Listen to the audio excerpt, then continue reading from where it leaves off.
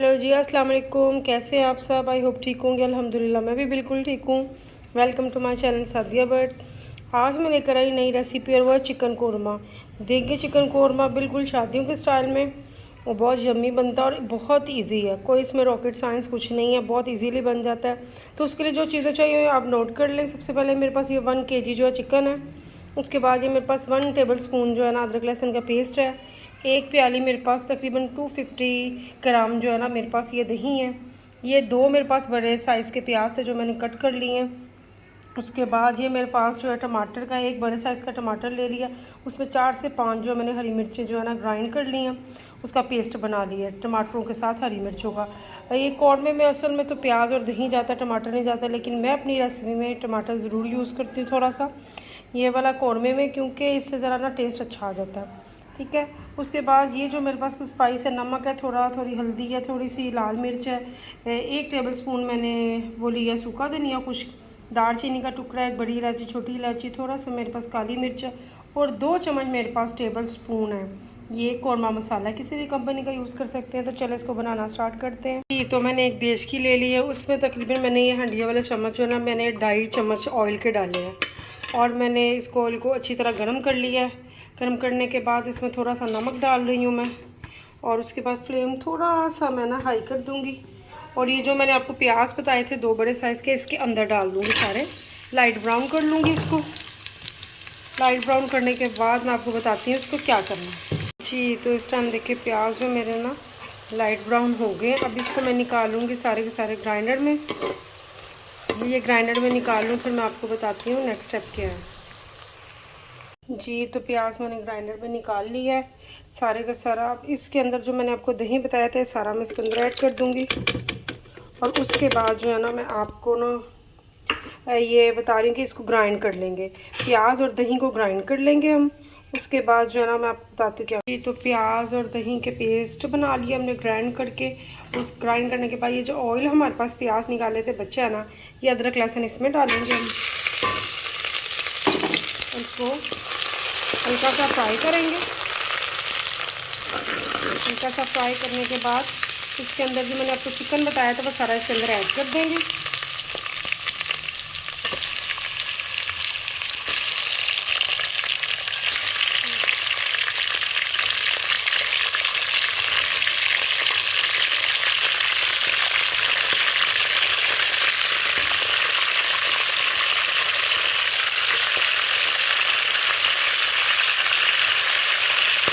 Chicken add कर देंगे।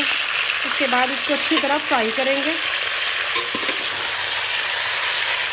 Chicken को अच्छी तरह फ्राई करेंगे कि इसका कलर थोड़ा सा चेंज हो जाए। फिर देखें इसको मैंने ना 2 से 3 मिनट तक इसको फ्राई किया। ये चिकन ने अपना कलर चेंज कर लिया और इसका फ़ायदा हमें ये है कि इसको चिकन को ऑयल में फ्राई कर लिया तो इससे गोश्त टूटेगा नहीं आपका। और बोलते हैं ना बोटी टूट जाती है या गोश्त घुल जाता है, ये वो नहीं होगा। तो और अच्छी इसका टेस्ट बहुत अच्छा आता है इसको फ्राई करने से। अदरक लहसुन के पेस्ट के साथ इसको फ्राई किया है तो वो स्मेल भी जो है चिकन में से आती है हल्की सी, वो भी ठीक ख़त्म हो गई है इसकी। अब कलर चेंज हो गया है। तो अब इस टाइम पे जो मैंने आपको स्पाइस बताए थे ये सारे इसके अंदर डाल दूँगी और इसको भून लेंगे अच्छी तरह।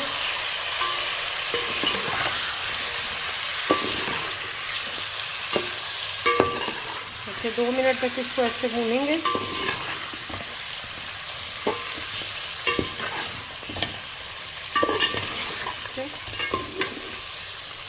उसके बाद ये हमने डाल दिए सारे स्पाइसेस को, 2 मिनट भून लिया हमने। अब इसके अंदर जो मैंने आपको बताया था हरी मिर्च और टमाटो का पेस्ट ये इसके अंदर डाल देंगे सारा और अच्छी तरह इसको भूनेंगे।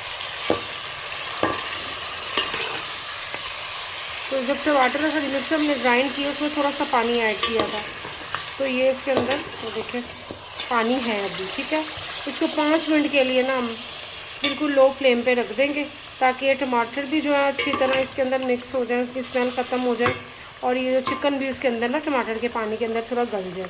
तो 5 मिनट के लिए इसको बिल्कुल दम वाली फ्लेम पे ज़रा कवर कर दें। फिर मैं बताती हूँ आपको नेक्स्ट। तो देखें 5 मिनट के बाद इसकी ये शक्ल है। ये देखें टमाटरों का पेस्ट अच्छी तरह इसके अंदर मिक्स हो गया अच्छी तरह टमाटर की स्मेल भी ख़त्म हो गई है, इसका ऑयल छोड़ दिया। मैंने 2 मिनट तक इसको भून रही हूँ इसको, और ये 50% जो है ना इसमें चिकन गल चुका है। ठीक है, अब इस टाइम पे जो मैंने आपको प्याज और दही का पेस्ट बताया था वो इसके अंदर डाल देंगे।